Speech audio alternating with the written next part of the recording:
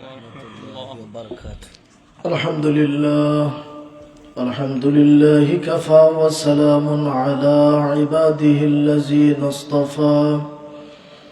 أما بعد فقد قال الله تبارك وتعالى في كلامه المجيد والفرقان الحميد: أعوذ بالله من الشيطان الرجيم. بسم الله الرحمن الرحيم.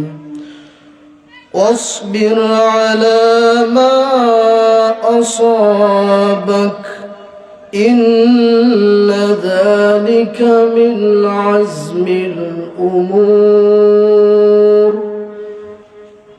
وقال تعالى: إن الله وملائكته يصلون على النبي يا أيها الذين آمنوا صلوا عليه وسلموا تسليما. صلى الله على سيدنا ومولانا محمد وعلى آله وأصحابه وسلم. صلى الله على سيدنا ومولانا محمد وعلى آله وأصحابه وسلم. بلغ العلا بكماله كشف الدجى بجماله حسنت جميع خصاله. صلوا عليه وآله. ঐতিহ্যবাহী গুফতগাঁও হাফিজিয়া মাদ্রাসার বার্ষিক জলসায় এই অধিবেশনের সম্মানিত সভাপতি, দিগর উলামায়ে কেরাম, তালিবুল ইলম, অত্র এলাকার মুরব্বিয়ান, নওজোয়ান, ছোট ছোট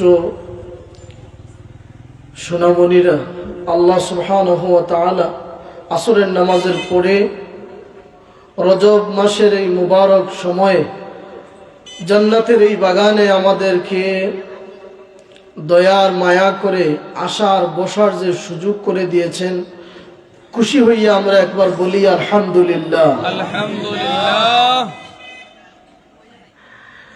বেশমার দরুদ ও সালাম সব নবী ও রসুলের যিনি সরদার, রহমতুল লিল আলামিন, সাকি কাউসার, শাফিআ মাহশার, সাইয়্যিদিনা ইমামিনা মাওলানা মুহাম্মদুর রাসূলুল্লাহ সাল্লাল্লাহু আলাইহি ওয়াসাল্লামের পবিত্র কদম মোবারকে অগণিত দুরুদ ও সালামের হাদিয়া পেশ করছি।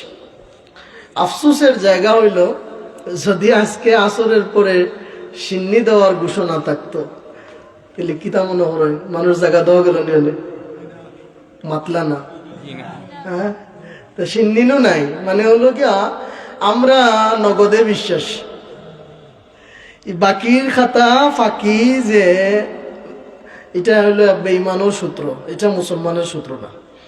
এটা ওই কার্ল মার্কস, লেনিন, অ্যারিস্টটল এদের সূত্র হলো নগদ যা পাও হাত পেতে নাও, বাকির খাতায় শূন্য থাক।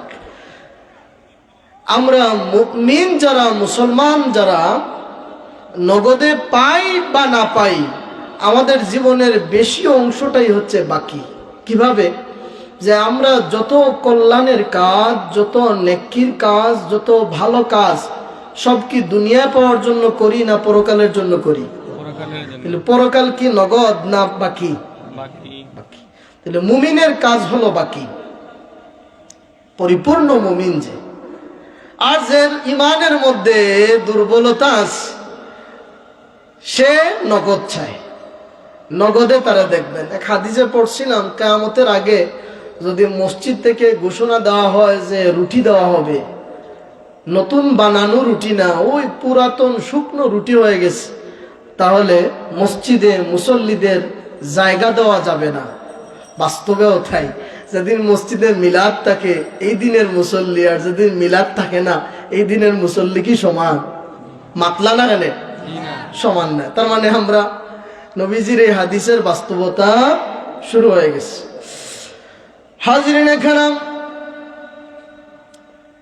আল্লাহ রাব্বুল আলামিন তার যে বান্দার ভালো চান, কল্যাণ চান, মঙ্গল চান, সেই বান্দাকে আল্লাহ ভালো কাজ করার সুযোগ দেন, তৌফিক দেন, ভালো কাজে যোগ দেওয়ার মতো পরিবেশ আল্লাহ তৈরি করে দেন। সুবহানাল্লাহ, সুবহানাল্লাহ। হাজার বছর আগে বাদশাহ খলিফা হারুনুর রশিদের সময় এক পাগল ছিল, নাম ছিল তার বাহলুল। সবাই তারা ডাকতো বাহলুল পাগলা। কি পাগলা? এই পাগলা দুনিয়ার পাগলা না, আখিরাতের পাগলা। শরীয়তও ঠিক ছিল, হকিকতও ঠিক ছিল, মারিফতও ঠিক ছিল। এমনি কাপড় চোপড় পুরাতন পরতেন, সবার সাথে বেশ মিশতেন না। একদিন দেখা গেল এক বাঙ্গা কবরের মধ্যে দুই পা লটকাইয়া কবরের উপরে বসে কি যেন বিড়বিড় করে আস্তে আস্তে বলছেন। তো খলিফা ওই পথ দিয়ে যাচ্ছিলেন, বললেন, কিরে পাগলা, তুই আর ভালো হইলি না, কবরের উপর বসে আছোস কেন? কয়, খলিফা তুমি আমারে তাচ্ছিল্য করিও না, আমি এমন একটা জায়গায় এসেছি, এমন এক প্রতিবেশীদের কাছে আমি এসেছি যে প্রতিবেশীরা কখনো তাদের প্রতিবেশীর সাথে হিংসা করে না। সুবহানাল্লাহ। আমি এমন জায়গায় এসেছি, এখানে আমার হাজারো হাজারো প্রতিবেশী আছে, কিন্তু কেউ আমার সঙ্গে হিংসা করে না, শত্রুতা করে না, আমারে তাদের থেকে দূরে ঠেলে দেয় না, আমারে অবজ্ঞা করে না, আমারে অশ্রদ্ধা করে না। সেই বাহলুল খলিফা হারুনুর রশিদ তার সভাসদ নিয়ে একদিন দরবারে বসা, দোতলার উপরে সিংহাসন, সিংহাসনে ওজির নাজিরদেরকে নিয়ে বসে আছেন। এমন সময় দেখেন রাস্তা দিয়ে বাহলুল পাগলা হেঁটে হেঁটে চলে যাচ্ছে। তিনি তার সেন্ট্রিকে বললেন, যাও পাগলাটারে আমার কাছে নিয়ে আও। তো সেপাই দৌড়ে নামছে, রাস্তায় গিয়া জাপটা মেরে দৌড়ছে। তিনি বললেন, এই আমার কই নিয়ে দাও। বলে, খলিফা তোমারে তলব করছে নিয়ে যাওয়ার জন্য। তাই নাকি? আচ্ছা ঠিক আছে, নিয়ে আসছে। ওরা চিন্তা করছে যে সিঁড়ি দিয়া যদি উঠি উপরে তাহলে দেরি হয়ে যাবে। এখন তো আমাদের নিচতলা থেকে উপরতলার দূরত্ব 10 ফুট। আগে যে সমস্ত বাদশাহী দালান, এই এক একটা তালা থেকে আরেকটা তালার উচ্চতা ছিল 30 ফুট, মানে মানুষও উচ্চ ছিল, এজন্য দালানের মধ্যেও ওই রকম গ্যাপ ছিল। তো চিন্তা করলো, যদি আমরা সিঁড়ি দিয়া নিয়ে তুলি তাইলে, বাদশাহ বলছেন তাড়াতাড়ি নিয়ে আসো, দেরি হয়ে যাবে। করছে কি, তারা উপর থেকে রশি ছাড়ছে, নিচে থেকে বাহলুল পাগলাকে জমাইয়া একেবারে রশির মধ্যে পাজাকুলু করে বান্ধিয়া এক টানে সা করে উপরে তুলে বাদশার সামনে নিয়ে হাজির। তো বাদশাহ বলতেছে, বাহলুল, কিভাবে আল্লাহর প্রিয় হওয়া যায়? তুমি কিভাবে আল্লাহর প্রিয় হইছো? তো বাহলুল বলে, এই যে আপনি আমারে যেভাবে আনছেন সেইভাবে। কয়, কও কি? বলে, রাজা বুঝলেন না, আমি বাহলুল পাগলা যদি চাইতাম আপনার সঙ্গে দেখা করব, সাক্ষাৎ করব, তাহলে কি এত সকাল এত তাড়াতাড়ি আপনার দরবারে আসতে পারতাম? কত দারওয়ানকে দরনা দিতে হইতো, আপনার পিএস এর কাছে অনুমতি নিতে হইতো, জায়গায় জায়গায় আপনার প্রহরী আছে তাদের থেকে অনুমতি নিতে হইতো, পারমিশন নিতে নিতে নিতে নিতে আপনার কাছে আসতে আমার কয়েকদিন চলে যেত। আপনি যে চাইছেন আমার সঙ্গে সাক্ষাৎ করবেন, সেজন্য দেরি হয় নাই, মানে ফুরতি এক টানে সা করে আপনার কাছে আমারে নিয়ে আসছে। তো আল্লাহ যার ভালো চান, আপনি যেভাবে আমাকে সাক্ষাৎ নিতে চাইছেন, এজন্য তাড়াতাড়ি করে আমি চলে আসছি আপনার কাছে, আমাকে নিয়ে আসা হয়েছে। আল্লাহ পাকও তার যে বান্দার ভালো চান, কল্যাণ চান, মঙ্গল চান, ওই রকম আল্লাহর কাজেও আল্লাহর বান্দাকে আল্লাহ মন থেকে টান সৃষ্টি করে টান দিয়ে নিয়ে আসেন। বলে সুবহানাল্লাহ। এখানে আল্লাহ তার দিলের মধ্যে ওইরকম একটা টান পয়দা করে দেন যে ওইখানে না আসলে তার ভালোই লাগবে না, বাইরে সিগারেট তার ভালো লাগবে না, দোকানে গল্প তার ভালো লাগবে না, বাড়ির চায়ের কাপ তার ভালো লাগবে না, বন্ধুর আড্ডা ভালো লাগবে না। তার দিল ওইখানে টানবে যেখানে আমার আল্লাহ রসুলের কথা হচ্ছে, আমি ওইখানে যাব। কারণ আল্লাহ চান যে তারে ভালোবাসবেন, তারে প্রিয় বানাবেন, আল্লাহ তারে বন্ধু হিসাবে গ্রহণ করবেন। এজন্য তারে টান দিয়া ওই রকম জান্নাতের বাগানে নিয়ে আসেন। সুবহানাল্লাহ। তাহলে আমরা যে আসছি বলেন তো খাদিমানি হুজুরের টানে না আল্লাহর টানে?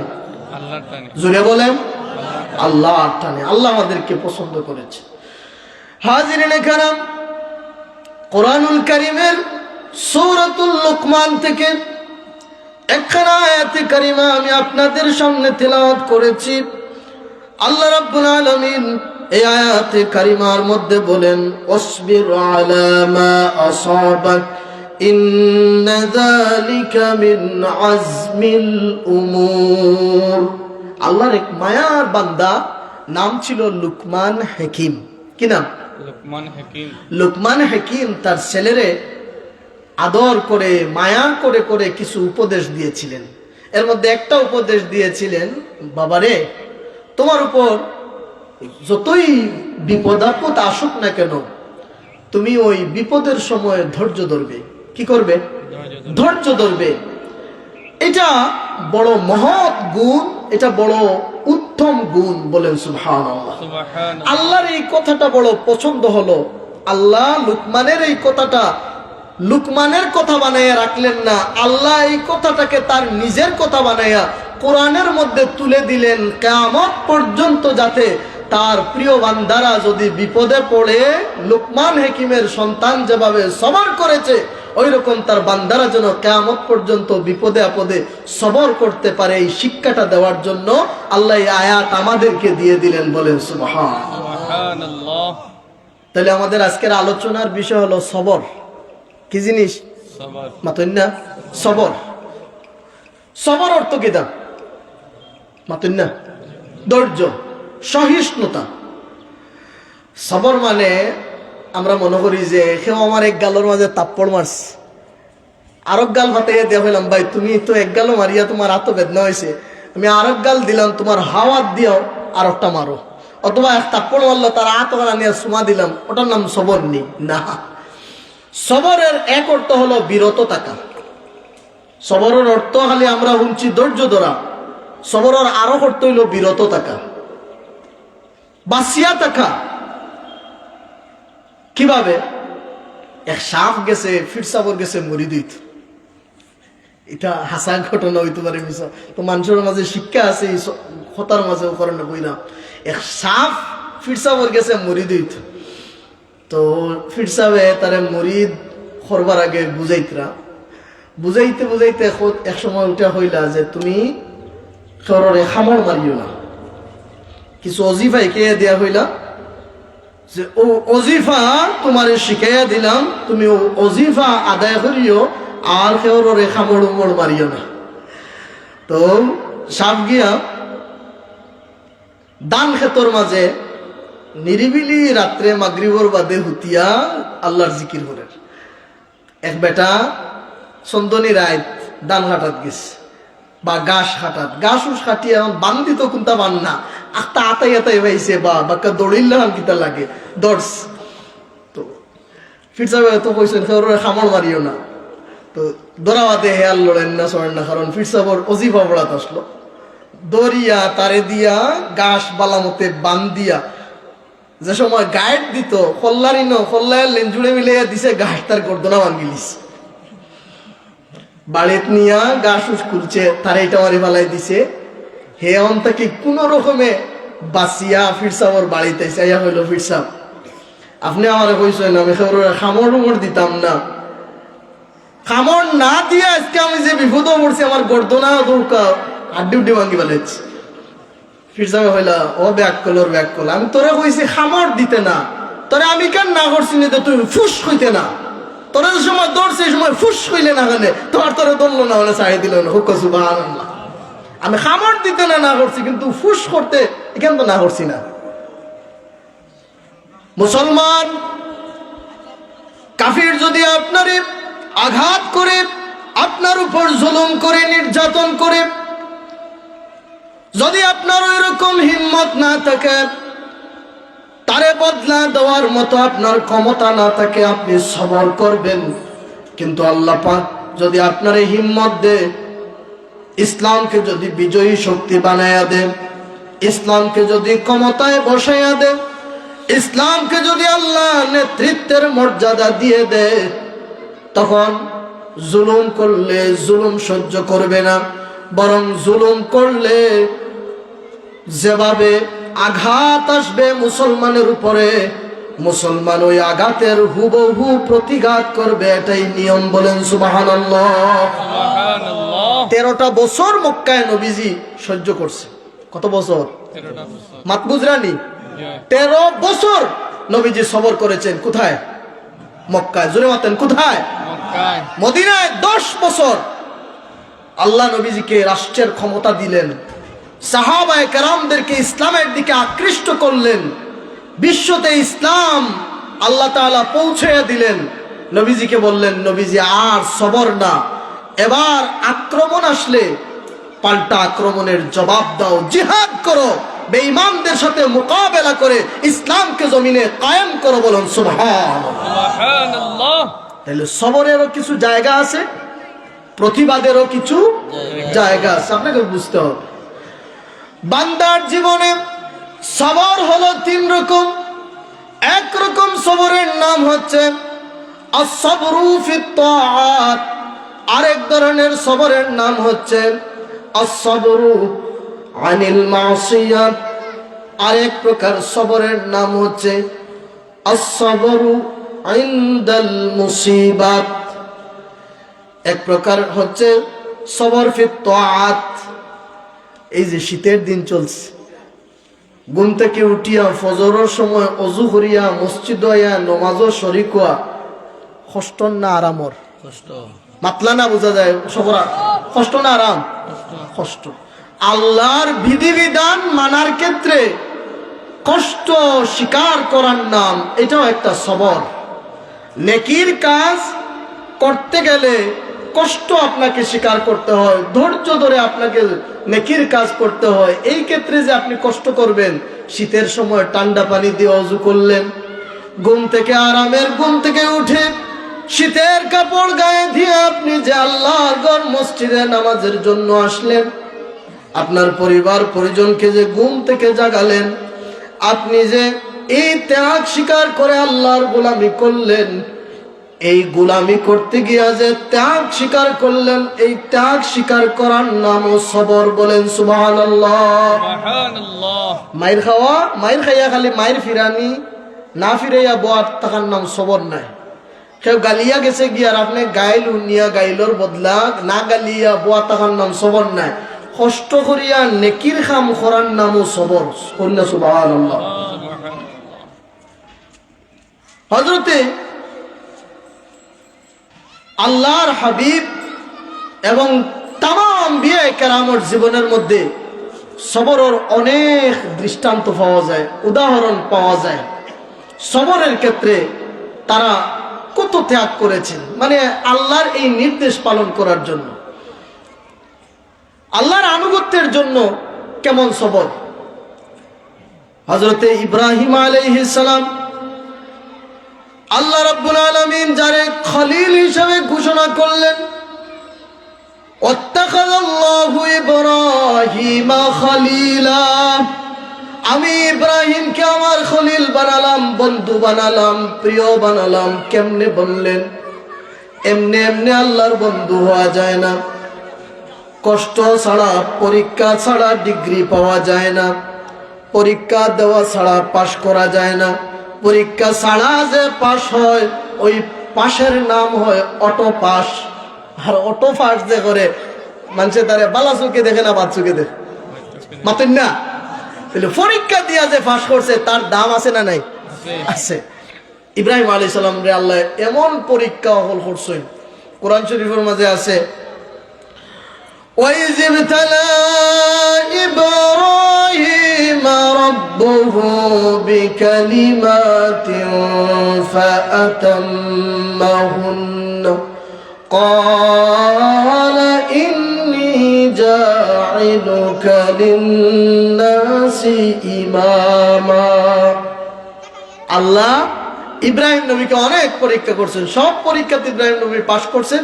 আল্লাহ তাআলা তাকে মুসলিম জাতির পিতা বানাইছেন। সুবহানাল্লাহ। কিলা পরীক্ষা, একটা পরীক্ষার উদাহরণ দিই। আল্লাহর আনুগত্য কারে বলে? 90 বছর বয়স আল্লাহ তাআলা ইব্রাহিম আলাইহিস সালামের ফুয়া দিলা। কত বছর বয়স? 90 বছর। এর আগে আওলাদ নাই। কোন বর্ণনাতে আছে 86 বছর বয়স। তো হযরতে ইব্রাহিম আলাইহিস সালাম আল্লাহর কাছে চাইতে যাইতে, রব্বি হাবলি মিনাস সালিহিন, রব্বি হাবলি মিনাস সালিহিন, ফাবাশশারনাহু বিগুলামিন হালিম। আল্লাহ তুমি আমারে নেককার আওলাদ দাও, নেককার আওলাদ দাও, নেককার আওলাদ দাও। আল্লাহ কইলা তোমারে আমি নেককার এক আওলাদের সুসংবাদ দিলাম। হযরতে ইসমাঈল আলাইহিস সালাম রে আল্লাহ দিলাম 86 বছর বয়স। 86 বছর বয়স ফয়লা ফুয়া পাইছই। ই ফুয়ার লগে মায়া কম না বেশি? বেশি। ওয়াল্লাহ জুরে কই, কম না বেশি? বেশি। আর ফয়লা হরুতা যেটা থাকে এগুলোর লগে যে কি জাত মায়া থাকে, যার ওইছে বুঝরা, যার নাই বুঝতে নাই। তো হযরতে ইব্রাহিম আলাইহিস সালাম রে আল্লাহ ফুয়া দিলা। দিয়া কয়েকদিন বাদে হইলা, ইব্রাহিম এক কাজ করো, তোমার বিবিরে আর তোমার আওলাদ রে এমন জায়গাত রাখিও, গায়রা জি জারইন ইনদা বাইতিকাল মুহাররম, এমন জায়গাত রাখিও যেন গাছ পালা তরু লতা কোনটা নাই। আল্লাহর ঘর কাবা শরীফের এলাকাত রাখিও।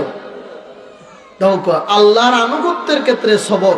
আমরা হইলাম না কিতা দোয়া করতে করতে পাইলাম ফুয়া, ওখন ফুয়া পাইলাম তে আল্লাহ কিতা হন বউ আর ফুয়ারে ফালাইয়া তুই আইতাম মরুভূমির মাঝে। আমরা লাহান ইমানদার হইলে ইমান রক্ষা করা সহজ না কঠিন? আমরা দুনিয়ার প্রেমে আমরা আঠাইল নে। ইব্রাহিম আলাইহিস সালামের বিবি বাচ্চা লইয়া রওনা দিলেন। যাইতে যাইতে যাইতে যাইতে কাবা শরীফের খানদান মক্কা মুকাররমাত গিয়া ছেলে আর বউ যখন রাখিয়া আইবা, হযরতে হাজরা আলাইহিস সালামে ফরমায়, ও আল্লাহর নবী ইব্রাহিম আলাইহিস সালাম, আপনি যে আমরারে রাখিয়া যাইরা গিয়া এমন এক মরুভূমির মাঝে যেখানে পানি নাই, খানি নাই, জনমানব কোনটা নাই, আপনি যে আমরারে রাখিয়া যাইরা এটা আপনার স্বইচ্ছায় রাখিয়া যাইরা না রব্বুল আলামিনের ইচ্ছায় রাখিয়া যাইরা? আপনি যদি আমরারে কইন মনের মাঝে একটু তৃপ্তি পাইতাম। ইব্রাহিম আলাইহিস সালামে কোনো জবাব দেন না। হযরতে হাজরা আবার ফরমাইন, ও স্বামী, প্রাণীর স্বামী, আপনি যে আমরারে এমন জায়গাত রাখিয়া যাইরা যে জায়গাত কোনো প্রতিবেশী নাই, খানি নাই, ফানি নাই, আমরা যে রাখিয়া যাইরা আপনার ইচ্ছায় না আল্লাহর ইচ্ছায় কোনটা মাতইন না। 3 নম্বর বার আবার যখন জিকির করেন তখন ইব্রাহিম আলাইহিস সালামের হযরতে হাজরা রে কইন, ও হাজরা, আমি হইলাম আল্লাহর নবী ইব্রাহিম, আমি আমার জীবনে কোনো কাজ আমার সিদ্ধান্তে করছি না। আমি আমার জীবনে যত কাজ করছি বা করি সব আল্লাহ রাব্বুল আলামিনের সিদ্ধান্তে হুকুমে করি। সুতরাং আমি তোমাতানরে আল্লাহর হুকুমে রাখিয়া যাই। আর হযরতে হাজরা এত সময় কই যে অত সময় আমার মনের মাঝে পেরেশানি আসলো, চিন্তা আসলো, তাকমু কেমনে, খাইমু কেমনে, বাসমু কেমনে, যেমনে হুনছি আল্লাহ রাব্বুল আলামিনের হুকুমে আমরা রাখিয়া যাইরা।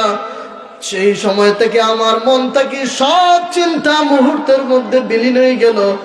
আমার মনের মাঝে বিশ্বাস হইল যে আল্লাহর ইচ্ছায় আমরা এখানের মাঝে আইছি। এই আল্লাহ আমরারে না খাওয়াইয়া, এই আল্লাহ আমরারে না পড়াইয়া, এই আল্লাহ মরুভূমির মাঝে আমরারে পোকা মাখড়র খানি বানাইয়া মারতা না।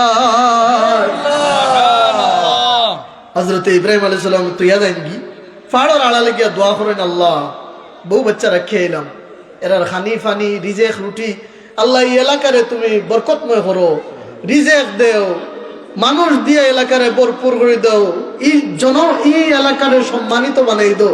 ইব্রাহিম আলাইহিস সালাম যাইঙ্গি বাদে ঘটনা আপনারা জানেন, জমজম কুয়া হইল, কত হইল। 9 বছর বয়স অথবা 7 বছর বয়স হযরতে ইসমাঈল আলাইহিস সালামের।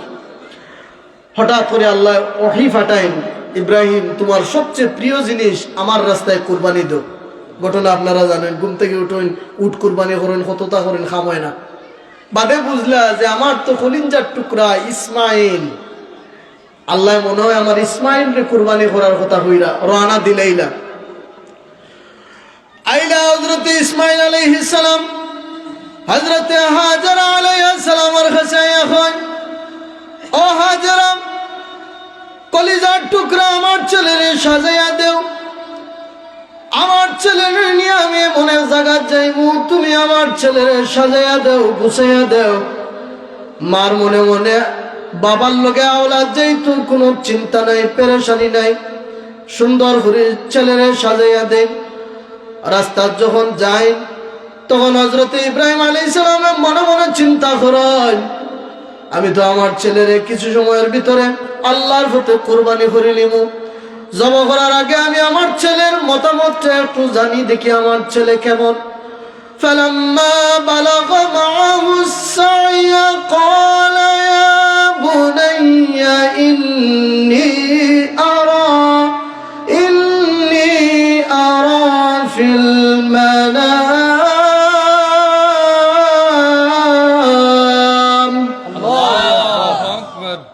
আমি তোমারে দেখছি যে তোমারে আমি আল্লাহর রাস্তায় জবাই করছি।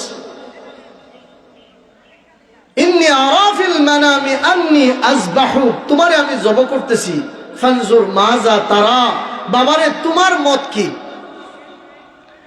হযরত ইসমাইল আলাইহিস সালামের বাবার জবান থেকে এই ঘোষণা শুনিয়া কইন, قال يا أبت افعل ما تؤمر ستجدني إن شاء الله من الصابرين। الله أكبر الله أكبر। يا أبت افعل ما تؤمر, বাবা আল্লাহ যা তোমারে আদেশ করেছেন তা তুমি পালন করো। সাতাজিদুনি ইনশাআল্লাহ, আল্লাহ যদি চায় তাহলে তুমি আমারে এমন অবস্থায় পাইবে, মিনাস সাবিরিন, দুনিয়াতে ইতিপূর্বে যারা ধৈর্য ধরেছেন আল্লাহর হুকুমের সামনে, আল্লাহর আনুগত্যের ক্ষেত্রে যারা ধৈর্য ধরেছেন, বাবা আপনি আল্লাহর সাজাইয়া নিয়ে জব হল্লিতাম, মায়ের দিল নিও নে। আর ফুয়ায় যদি হুনতো বাপ আইসো না আমারে 10 বছর বাদে দেখা, তারা ইয়া এখন আমারে জব হল্লিতা, ফুয়ায় দৌড় মারলো নে না বাবার লোক ইয়া গেল নে, দৌড় মারলো নে, বালু লইয়া ইটা মারলো নে, ফাটতর দিয়ে ইটাইলো নে, গাউরে ডাকলো নে, যে বিচার করো কি জাত বাপ 10 বছর বাদে আইসে, এখন আমার বুঝি জব হল্লিতা, আল্লাহ খুশি। হাজিরিনে কেরাম, এই ঘটনা দ্বারা আমি আপনাদেরকে এই কথাই বোঝাতে চাই, ইবাদত বন্দেগী, আল্লাহ রাব্বুল আলামিনের আনুগত্য, আল্লাহর গোলামির ক্ষেত্রে সবর ছাড়া গোলামি করা যায় না, ধৈর্য ধরা ছাড়া আল্লাহর গোলামি করা যায় না। আরামের ঘুম রাতের বেলা ত্যাগ করে আপনি যখন ওযু করে তাহাজ্জুদের জায়নামাজে আপনি দাঁড়াবেন, আপনার নফস বলবে এত আরামের ঘুম রেখে কেমনে তাহাজ্জুদের নামাজ পড়ার কি দরকার। শয়তান বলবে আরামের ঘুম আরামে ঘুমায়া যাও, শীতের দিনে তো কষ্ট করে তাহাজ্জুদের কি দরকার। আপনার মন বলবে বউ বাচ্চা আপনারে উঠতে দেবে না, আরামসে ধরবে, কিন্তু এই সব কিছু ফেলে দিয়ে যদি আপনি আল্লাহর আনুগত্যের জন্য ওই আরাম ত্যাগ করে দুনিয়ার সুখ শান্তিকে পিছনে লাথি মেরে ফেলে যদি আল্লাহর গোলামির জন্য আপনি দাঁড়াইয়া যেতে পারেন, আল্লাহর ইবাদতের দিকে যদি আপনি এগিয়ে যেতে পারেন, মুহাদ্দিসিনে কেরামের ভাষায় আপনার এই সবরের নাম হলো as-sabru ফিত তাআত। আল্লাহর আনুগত্যের ক্ষেত্রে, আল্লাহর গোলামির ক্ষেত্রে যে কষ্ট সহ্য করা হয়, এই কষ্ট সহ্য করার নাম সবর। সুবহানাল্লাহ। গেল সবরের একটা প্রকার। আরেকটা প্রকারের নাম হলো as-sabru আনিল মাসিয়াত। as-sabru আনিল মাসিয়াত। মাসিয়াতুন আরবি শব্দ, এর অর্থ হলো গুনাহের কাজ। এর অর্থ মাসিয়াতুন অর্থ হলো গুনাহের কাজ। আচ্ছা, গুনার কাজ বাদ দেওয়া, গুনার কাজ থেকে বেঁচে থাকা, গুনার কাজের সুযোগ পাওয়ার পরে গুনার কাজ না করে নিজে বাঁচাইয়া রাখা, এই বাঁচাইয়া রাখতে গেলে ধৈর্য ছাড়া কি সম্ভব? মাত মনে হয় বুঝছেন না। হ্যাঁ, একটা পরিবেশ আপনি চাইলে চুরি করতে পারবা, একটা পরিবেশ চাইলেই না জিনা করতে পারবা, একটা পরিবেশ চাইলেই কেন ডাকাতি করতে পারবা, একটা পরিবেশ চাইলেই না আপনি খুন করতে পারবা। কিন্তু এই ক্ষেত্রে কেউ আপনারে বাধা দেওয়ার মতো নাই, কেউ আপনার এটা দেখার মতো নাই, কেউ রেকর্ড করার মতো নাই, কেউ আপনারে এই জায়গার মাঝে শরম দেওয়ার মতো নাই। এই অবস্থায় যদি আপনি আপনারে নিজে বাঁচাইতে পারেন তাকওয়ার মাধ্যমে, আল্লাহর ভয়ের মাধ্যমে নিজরে যদি আপনি বাঁচাইয়া রাখতে পারেন, ও বাঁচাইয়া নিজরে রাখিয়া ধৈর্য ধরিয়া এই কাজ না করিয়া নিজরে বাঁচাইয়া রাখার নাম হলো আসসাবরু আনিল মাসিয়াত। সুবহানাল্লাহ। কোরআন শরীফ থেকে এক ঘটনা আপনারা শুনাই। হযরতে ইউসুফ আলাইহিস সালাম বাইনতে পছন্দ করতেন না, কারণ যে ফুয়ায় রুজি করে, মা বাপর কথা বেশি শুনে, পড়াশোনা ঠিক মতো করে, দুষ্টামি করে না, মনে না চাইলেও এগুর মুখে টান থাকে বেশি, মাতলা না, যে কে কথা শুনে না, উল্টা পাল্টা চলে, টাকা পয়সা রুজু করে দেয় না, উড়ায়, শয়তানি করে, খারাপ কাজও জড়িত। ফুয়া হিসাবে একটা মায়া আছে, কিন্তু হিগুর লগে যে মায়া ইগুর লগে ইলা তার তো নাই, স্বাভাবিক। হযরতে ইয়াকুব আলাইহিস সালামের ফুয়াইন আসলা, কিন্তু বেনিয়ামিন আর হযরতে ইউসুফ আলাইহিস সালাম আসলা নম্র, ভদ্র, শান্ত, খুব মুআদ্দাব, আদবওয়ালা আওলাদ। এরাও সব সময় বাবার তাবে থাকতা, আর ইয়াকুব আলাইহিস সালামেও এন্তানটা সব সময় খান্দা কাছে রাখত। হাত নগরো ভাই তো এখানে ভাল লাগলো না, লইয়া গেলা, বহুত কষ্ট করি বাপর কাছে ছুটাইয়া, এক ভাইয়া কয় জব করিলাও, আর ভাইয়া কয় মারিলাও, আর ভাইয়া কয় কুয়াত ফেলাই দো। তো শেষ পর্যন্ত বড় ভাইয়ের সিদ্ধান্ত বললো যে কুয়াত ফেলাই দো। কুয়ার মাঝে ফালানি হইল, গোত্রর শার্ট তারা কুলিয়া নিয়া, শার্টও ঘুরে ফারিয়া, রক্ত ছাগলকে জবরিয়া লাগাই গিয়ে বাবার কাছে নিয়া হইলা। ইয়াকুব আলাইহিস সালামে বুঝিল্লা যে ইথায় চক্রান্ত হড্ডা, টাইম সবর হল্লা। ইউসুফ আলাইহিস সালাম রে ও রাস্তা মুখে একদল কাফেলা যান, ব্যবসায়ী কাফেলা, তারা বালতি ছাড়লো, ফাদলা দালওয়া, বালতি ছাড়লো কুয়ার মাঝে। ইউসুফ আলাইহিস সালামে বালতির দরিয়া উপরে উঠে গেল। তারা কইলে হায় হায়, তো দেখি ইন্নি মালাকুন কারীম, ইতো দেখি এমন এক সম্মানীয় ফেরেশতা আল্লাহর লাগে, অত সুন্দর মানুষ, আল্লাহু আকবার, সুবহানাল্লাহ, সুবহানাল্লাহ। তারা আশ্চর্য গেছে, যেমনে তারা তুলি লিছে, বাইন একটু দূরে আসলা, দৌড়িয়ে হইলে এগুলো তো আমরা গুলাম বাগি গেছি, আমরা তুকাই আর ফাইয়ান না। আচ্ছা ঠিক আছে, তোমরা যদি নিতে চাও আমরা তোমরা কাছে বেশি লিব। তারা ঠিক আছে বেশি লাও, ওইটা হইলা কত দিবা, যে তোমরা যত দাও। শেষ পর্যন্ত সিদ্ধান্ত হইল মাত্র 6 দিরহাম। কত দিরহাম? 6 দিরহাম। বাকসিম দারাহিমা মাদুদা, কোরআন শরীফে আছে একবারে 6 দিরহাম, অত কম। অন্য বর্ণনা আছে আরো কম।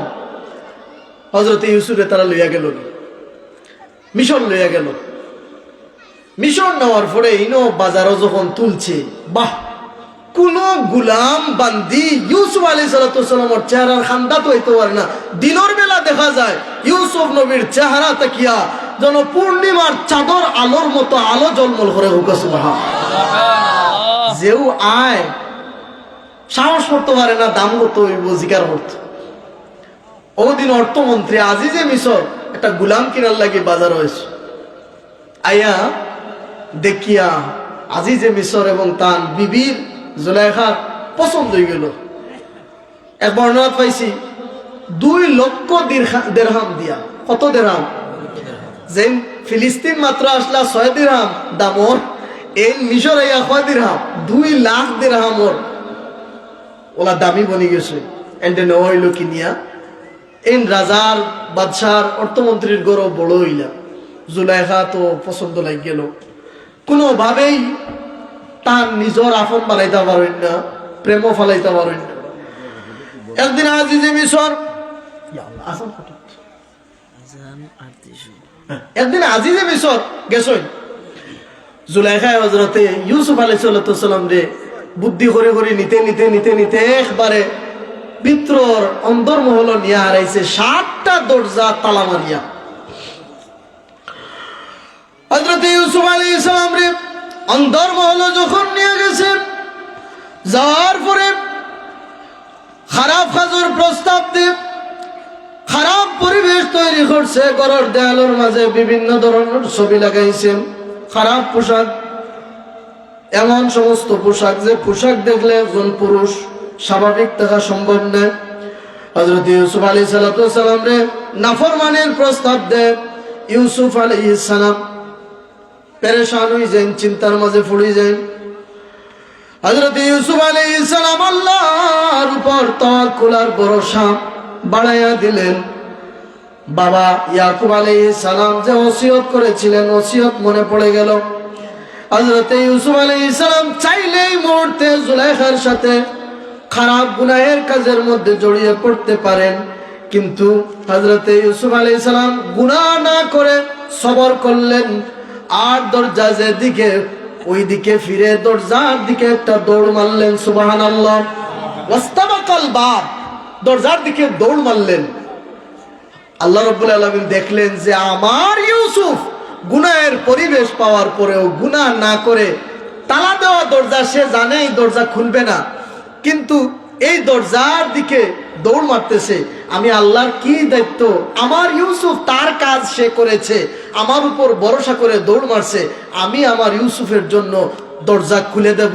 ইউসুফ দরজার কাছে যায়, দরজা এমনিতেই খুলে যায়। এইভাবে 7 দরজা হযরত ইউসুফ আলাইহিস সালামের ইজ্জতে আল্লাহ খুলে দিলেন। বলেন সুবহানাল্লাহ। এটা হলো আস-সাবরু আনিল মাসিয়াত। গুনাহের কাজ সুযোগ পাওয়ার পরে আল্লাহকে খুশি করার জন্য আল্লাহর উপরে ভরসা রেখে গুনাহ থেকে নিজেরে বাঁচাইয়া রাখা। আরেক প্রকার বলছিলাম আস-সাবরু ইনদাল মুসিবাত। সংক্ষেপে বলি, হযরত আইয়ুব আলাইহিস সালামের নাম শুনছেন তো আপনারা। 40 বছর বাদশাহী করেছে। 40 বছর পরে হঠাৎ করে আল্লাহর পক্ষ থেকে পরীক্ষা আসলো। গুড়ার পাল মারা গেল, ক্ষেত খামার নষ্ট হলো, চতুর্দিকে শুধুমাত্র খালি দেখা যায় ভয়াবহ ফিতনা, মাল সম্পদ সব ধ্বংস হচ্ছে। শরীরের মধ্যে পচা শুরু হইল, সারা শরীর পচে গেল, বউ বাচ্চা সব চলে গেলেন। একজন বিবি শুধু সাথে থাকলেন, হযরতে রহিমা। তারে নিয়া এলাকার মানুষ অভিযোগ দিলেন, গন্ধে আমরা টিকতে পারছি না, সরাও। হযরতে আইয়ুব আলাইহিস সালামকে নিয়ে যাওয়া হলো জঙ্গলে। ওইখানে 18 বছর শরীরের মধ্যে পোকা। হযরতে রহিমা বলেন, নবীদের দোয়া আল্লাহ তো কবুল করেন, আপনি দোয়া করেন আল্লাহ যেন আপনারে সুস্থ করে দে। হযরতে আইয়ুব বলেন, না রে রহিমা, আল্লাহ আমাদেরকে 40 বছর সুখে রাখলেন, মাত্র 18 বছর বিপদ আপদ। আমি কেমনে করে কোন মুখে আল্লাহর কাছে বলি যে আল্লাহ আমার থেকে কষ্ট সরাইয়া নাও? যদি 40 বছর আল্লাহ আমার ওইভাবে রাখে, তাহলে 40 বছর পরে আমার দোয়া করার একটা মুখ আছে। কারণ 40 বছর সুখ করছি, 40 বছর কষ্ট করছি, সুখে দুঃখে সমান। এরপরে আমি আল্লাহর কাছে বলতে পারবো যে আল্লাহ আমারে এবার আবার সুখ দেও, কিন্তু এর আগে আমি কোনোদিন আল্লাহর কাছে বলবো না যে আল্লাহ তুমি আমারে সুস্থ করো। সুবহানাল্লাহ বলেন। সাবরু ইনদাল মুসিবাত, মুসিবতের সময় আল্লাহর উপর ধৈর্য ধরা, আল্লাহর জন্য ধৈর্য ধরা। হযরত আইয়ুব আলাইহিস সালাম ধৈর্য ধরলেন। ধৈর্য ধরতে ধরতে এমন কি তার মুখ পচে গেল, জিহ্বা পচা শুরু হলো। তখন তিনি আল্লাহর কাছে বললেন, আল্লাহ রব্বি আন্নী মাসসানিয়াদ দুররু ওয়া আনতা আরহামুর রাহিমিন। আল্লাহ আমি তো বিপদে পড়ে গেছি, আর তুমি তো দয়ালু, দয়াময়, মেহেরবান। সুবহানাল্লাহ। এখানে আল্লাহ আইয়ুব বলেন নাই যে আল্লাহ আমি তো অসুস্থ হয়ে গেছি আর তুমি দয়াবান, না বলে বলছেন আমি তো বিপদে পড়ছি আর তুমি দয়াবান। এমন কৌশলী দোয়া আল্লাহর কাছে করলেন, আল্লাহ আইয়ুব আলাইহিস সালামের শরীর সুস্থ করে দিলেন। রাজত্ব আবার সেই সুখ শান্তি আল্লাহ আইয়ুব নবীকে ফিরিয়ে দিলেন। বলে সুবহানাল্লাহ। তাইলে বিপদে পড়ে, ওই মুসিবতে পড়ে ধৈর্য ধরলে এই ধৈর্যেরও পুরস্কার আছে না নাই? গুনাহের কাজ পাওয়ার সুযোগ হওয়ার পরে গুনাহ থেকে বেঁচে থাকলে পুরস্কার আছে না নাই? ইব্রাহিম আলাইহিস সালাম আল্লাহর আনুগত্যের ক্ষেত্রে সবর করে এই কাজগুলো করেছেন, আল্লাহ তাকে পুরস্কার দিয়া জাতির পিতা বানাইয়া দিয়েছেন। বলেন সুবহানাল্লাহ। এই মুবারক মজলিস প্রতি বছর হয়তো আপনারা চান কি চান না? চান তো? তাহলে এই মহফিল হইতে হইলে এই যে প্যান্ডেল মাইক কত খরচ লাগে, আপনারা আমার অনেকে মায়া করেন, আমিও আপনারা মায়া করি। আল্লাহর ওয়াস্তে আমরা মায়া আজান হইব মাগরিবর পরে আপনারা প্রধান অতিথি সাহেব নেন, প্রধান বক্তা সাহেব জহিরুল ইসলাম ফরিদি, সুন্দর ওয়াজ তাই নাইবা। আমার এখন ভাই সাহেব খুব চাই আগামী বছর লাগে 1000 টাকা দিবা। মাশাআল্লাহ। আমার হাবিব নাম কি তার? নাম 2000 টাকা মারহাবা। আমার হাবিব 2000 টাকা, নামটা লিখে রাখা নুরুদ্দিন 2000 টাকা। আরো মাশাআল্লাহ চাইছিলাম 1000 পাইছি 2000। আল্লাহ দেন কিলা কই না মারহাবা দে 1000 টাকা। আর এখন ভাই আত্মুল আল্লাহর রাস্তা। আমার তানবীর ভাই নানি অসুস্থ, নানা নাই, নগদ 500 টাকা। আল্লাহ তার নানিরে হায়াত দাও, সুস্থতা এনায়েত করো, নানারে মাফুরি দাও, দরজাতে বাড়াই দাও, আমিন। আমার আর এখন ভাই 1000 টাকা। আমরা 3-4 মিনিট আমারও মুরব্বী সাহেব আব্দুল ওয়াহাব মুরব্বী সাহেব 1000 টাকা হুকুম মারহাবা। আওলাদ ওগুলোরে আল্লাহ বিদেশে সুখে শান্তিতে রাখো, মুরব্বীর হায়াত বাড়াইয়া দাও, আল্লাহ যত বেমার আজার আছে দূর করে দাও, হুকুম আমিন। আরো আমার ভাই সাহেব নাম কি? হারিস আলী। জনাব হারিস আলী সাহেব 1000 টাকা হুকুম মারহাবা। আমার আগে ও আমার আল্লাহ তাআলা আমারে বেশ নসিব করো, আল্লাহ যত সমস্যা আছে দূর করো, বাচ্চা কাচ্চার জিন্দেগি উজালা করো। আমার হাজী সাহেব জনাব হাজী আব্দুল করিম সাহেব 1000 টাকা হুকুম মারহাবা। আল্লাহ কবুল ফরমাও, হাজী সাহেবের হায়াত বরকত দাও, বাচ্চা কাচ্চার জিন্দেগি উজালা করে দাও, বিমারি ওগুলোরে শিফা দাও, মুর্দেগান ওগুলোরে মাফ করে দাও, হুকুম আমিন। আমার বাবলু ভাই 1000 টাকা হুকুম মারহাবা। আল্লাহ কবুল করো, মঞ্জুর করো, জওয়ানকির মাঝে বরকত দাও, ইয়া আল্লাহ নেক হায়াত বাড়াও, হালাল রুজির দুয়ার খুলে দাও, মা বাপ দাদা দিলে মাফ করে দাও, খানদান অনেক কার মানুষ পয়দা করে দাও, হুকুম আমিন। সাবল আরে দেখি না ইটা সাহস করিলে দিতে পারবো 1000 টাকা। আপনারা ধনী মানুষ, ইটা গুপ্তগর কামাল বাজার গুপ্তগর মানুষ সিলেট হইলে মানুষে এক নামে চিনে, আল্লাহ আপনারা বরকত দিছেন, আরো দিতা ও তা বালা কাম শরীক হইলে আল্লাহ বরকত দিব। ও আমার মেম্বার সাহেব আইতরা মেম্বার সাহেব নগদ দিলেই বা যে দাওয়াটা আছে, আল্লাহ তুমি কবুল করো, মঞ্জুর করো। আরো কিছু মানুষের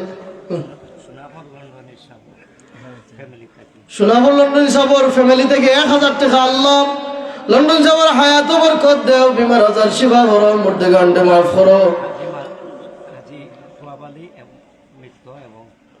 আমার মেম্বার সাহেবের ভাই জনাব হাজী তোয়াব আলী সাহেব তানরুর মাগফিরাতুল লাগি 1000 টাকা। আল্লাহ কবুল করো, মঞ্জুর করো, মুর্দেগান্ডে মাফ করো, জিন্দা হলরে নেক হায়াত বাড়াই দাও। আল্লাহ মেম্বার সাহেবের আম্মা অসুস্থ, আয় আল্লাহ আপনার বান্দির হায়াত বরকত দাও, বেমার শিফা করো, ইয়া আল্লাহ মেম্বার সবার যত হাজাত আছে মিটাইয়া দাও, বাচ্চাদের জিন্দেগি উজালা করে দাও, হুকুম আমিন। আজান হয়ে যাব, আজান তো 30 হয়ে গেছে, যাবো হইলো কার ফটফটে ডিসাইড করে তো আমরা দোয়া করিয়া শেষ করলাম। আসরের বাদ দিতে বড় বরকতময় সময়।